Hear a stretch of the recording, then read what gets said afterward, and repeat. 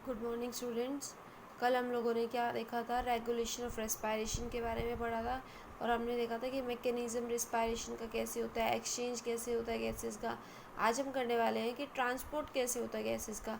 देखो, एक्सचेंज और ट्रांसपोर्ट में डिफरेंस था। एक्सचेंज क्या होता है कि एल्वेलाई के थ्रू, और जो बेसमेंट मेम्ब्रेन है, एपिथेलियल लेयर है, या फिर ब्लड की जो लेयर है, उसमें एक्सचेंज कैसे होता है, पार्शियल प्रेशर जो है उसके ऊपर डिपेंड करता है। ठीक है। और ट्रांसपोर्ट का मतलब क्या है कि वो कैसे ब्लड के साथ बाइंड करेगा, किस टाइम के ऊपर ऑक्सीजन बाइंड करेगी और किस टाइम के ऊपर जो CO2 है वो बाइंड करेगी। ठीक है। तो हमारा जो टॉपिक है वो क्या है, transport of gases. Transport of gases. Transport of gases का मतलब क्या हो गया कि ऑक्सीजन और CO2 कैसे बाइंड करेंगे और कैसे वो ट्रांसपोर्ट होंगी। तो जो हमारे ऑक्सीजन और CO2 है, दोनों ही वो हीमोग्लोबिन के साथ में बाइंड करती हैं। ठीक है। ऑक्सीजन 97% तक हीमोग्लोबिन के साथ में बाइंड करेगी और उसके बाद में कैरिड आउट होती है। और जबकि केवल 3% जो है वो कैसे जाएगी, मतलब कि डिजोल्व स्टेट के अंदर जाएगी। ठीक है, किसी आयंस के साथ में बाइंड होके और फिर जाएगी। जबकि अगर हम CO2 की बात करें तो CO2 जो है वो 20 to 25% तो कैसे जाती है, हीमोग्लोबिन के साथ में बाइंड होके जाती है। जबकि इसके अलावा जो लगभग 70 to 80% बच गई, वो कैसे जाएगी, वो बाइकार्बोनेट आयंस की फॉर्म में जाती है। कैसे जाती है, बाइकार्बोनेट आयंस की फॉर्म में जाती है। ठीक है। अब देखो ये कैसे होता है, जो ट्रांसपोर्ट ऑफ ऑक्सीजन है, अगर हम ऑक्सीजन की बात करें, जब ऑक्सीजन हीमोग्लोबिन के साथ में बाइंड करेगी तो उसको हम बोलते हैं ऑक्सी हीमोग्लोबिन। इसको हम क्या बोलते हैं, ऑक्सी हीमोग्लोबिन बोलते हैं। अभी ऑक्सीजन और हीमोग्लोबिन कैसे बाइंड करते हैं, रिवर्सिबल मैनर के अंदर बाइंड करते हैं।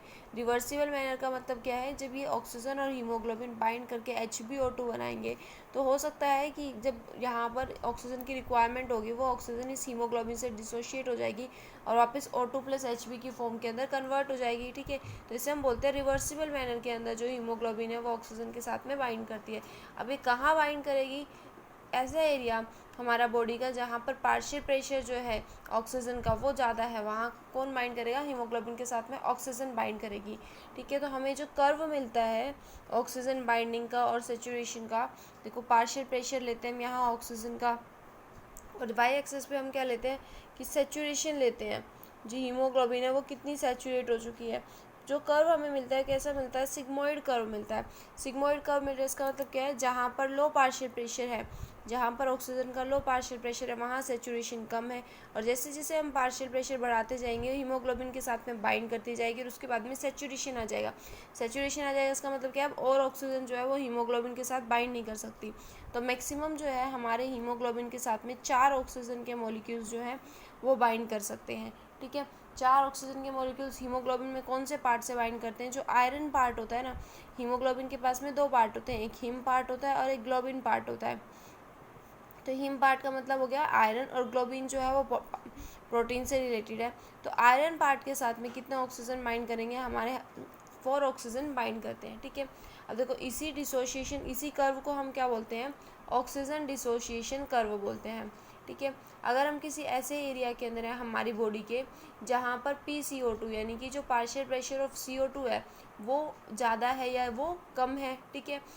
PCO2 अगर ज़्यादा है, PCO2 ज़्यादा होगा तो H पॉजिटिव जो हमारे आयंस है, हाइड्रोजन आयंस, उनकी कंसनट्रेशन ज़्यादा है, हायर टेम्परेचर है। तो उस कंडीशन के अंदर ये जो डिसोशिएशन है ऑक्सीजन का, वो डिसोशिएशन ज़्यादा होगा। डिसोशिएशन ज़्यादा होगा इसका मतलब क्या है, सेचुरेशन कम हो जाएगा। सेचुरेशन कम हो चुका है। ठीक है। और इस साइड में डिसोशिएशन जो है वो ज़्यादा होगा। ठीक, यानी कि अब अगर हम बात करें जो कर्व है तो वो हमारा कर्व शिफ्ट कर जाएगा। जब हमारे पास में PCO2 ज़्यादा है तो कर्व किस साइड आ जाएगा, ऑक्सीजन के लिए इस साइड में कर्व शिफ्ट हो जाएगा। और अगर हम मान के चलें कि जो CO2 है, CO2 कम है, ऑक्सीजन ज़्यादा है, तो ऑक्सीजन क्या है, वो जल्दी बाइंड करेगी, तो सेचुरेशन इस साइड में आ जाएगा। यानी कि कर्व जो है वो शिफ्ट करता रहता है ऑक्सीजन, कार्बन डाइऑक्साइड, इन सब की कंसनट्रेशन देख के। ठीक है। ऐसे ही अब हमारे पास में सेकंड आता है ट्रांसपोर्ट ऑफ कार्बन डाइऑक्साइड। तो कार्बन डाइऑक्साइड को जो ट्रांसपोर्ट होता है वो कैसे होगा, 20 to 25% हीमोग्लोबिन के साथ में होता है, 70% बाइकार्बोनेट आयंस के साथ में होता है। जब हीमोग्लोबिन के साथ में बाइंड करता है तो उसमें क्या बोलते हैं, कार्ब अमीनो हीमोग्लोबिन। जब हीमोग्लोबिन के साथ में बाइंड करता है तो उसे हम क्या बोलते हैं, कार्ब अमीनो हीमोग्लोबिन बोलते हैं। ठीक है, अब ये कैसे बाइंड करेगा, जहाँ पर पार्शियल प्रेशर CO2 का ज़्यादा होगा वहाँ बाइंड कर जाएगा हीमोग्लोबिन के साथ में और वो हीमोग्लोबिन ट्रांसफ़र करवा दिया जाएगा। ठीक है, अब अगर हम बात करें हमारे एल्वियोलाइज की, तो एल्वियोलाइज के अंदर क्या है, PCO2 कम होता है। ठीक है, सॉरी PCO2 एल्वियोलाई के अंदर ज़्यादा होगा। जब जिस टाइम पर पार्शियल प्रेशर ऑफ CO2 ज़्यादा होगा एल्वियोलाई के अंदर, वहाँ से वो ट्रांसफ़र करवा दिया जाएगा। ठीक है, और टिश्यूज़ के अंदर जो हमारा CO2 का प्रेशर होता है वो कम होता है। अच्छा, अब देखो जो CO2 है वो डिज़ोल्व फॉर्म में, यानी कि जब डिज़ोल्व फॉर्म में बाइकार्बोनेट आयंस की फॉर्म में जाएगी तो CO2 और H2 बाइंड करेंगे और क्या बना देंगे, रिवर्सिबल मैनर के अंदर ही H2CO3 बनाते हैं।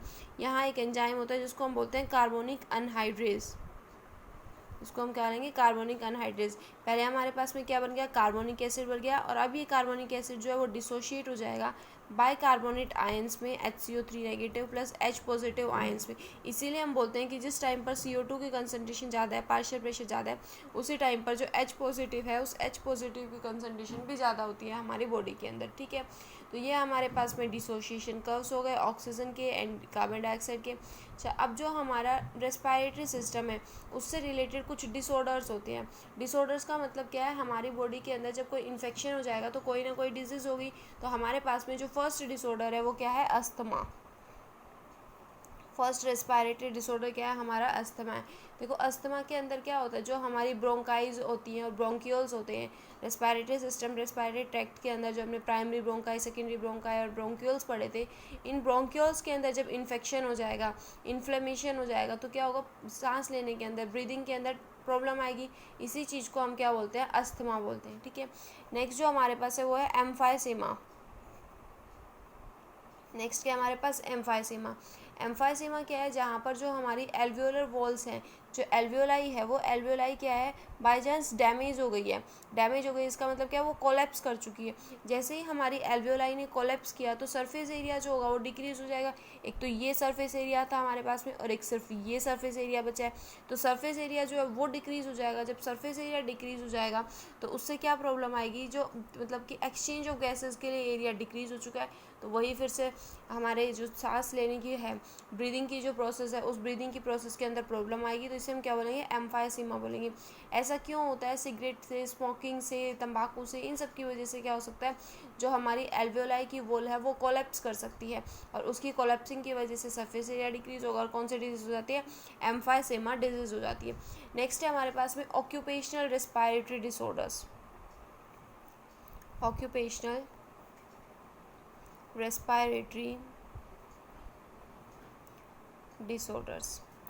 ऑक्यूपेशनल रेस्पिरेटरी डिसऑर्डर्स का मतलब क्या होता है, देखो ऑक्यूपेशन का मतलब होता है हम कोई भी जो काम करते हैं, हमारे काम को हम क्या बोलते हैं, ऑक्यूपेशन बोलते हैं।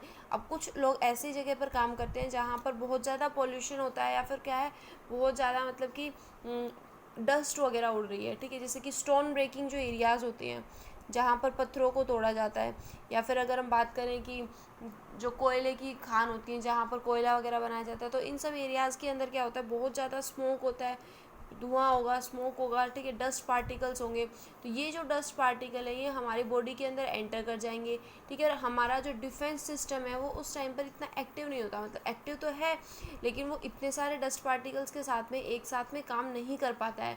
तो लॉन्ग एक्सपोजर के लिए, जब लॉन्ग एक्सपोजर हो जाएगा इन्हीं चीज़ों के साथ में हमारा काफ़ी लंबे टाइम तक है, तो इन्फ्लेमेशन हो जाएगा।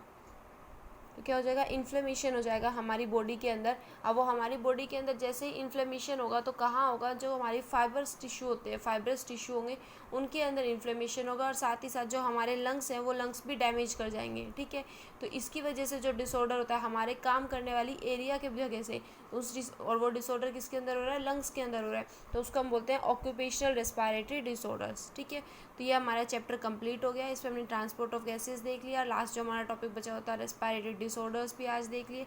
अगर इसमें किसी को कहीं पर भी कोई भी प्रॉब्लम हो तो मुझसे पूछ लेना। टेस्ट की अच्छे से तैयारी करना, जो सितंबर एग्ज़ाम है। ठीक है, जो भी यूनिट दिए आपको बहुत ही ईजी सी हैं, अगर कहीं उन यूनिट्स में भी प्रॉब्लम आती है तो आप मुझसे पूछ सकते हैं। Okay, thank you.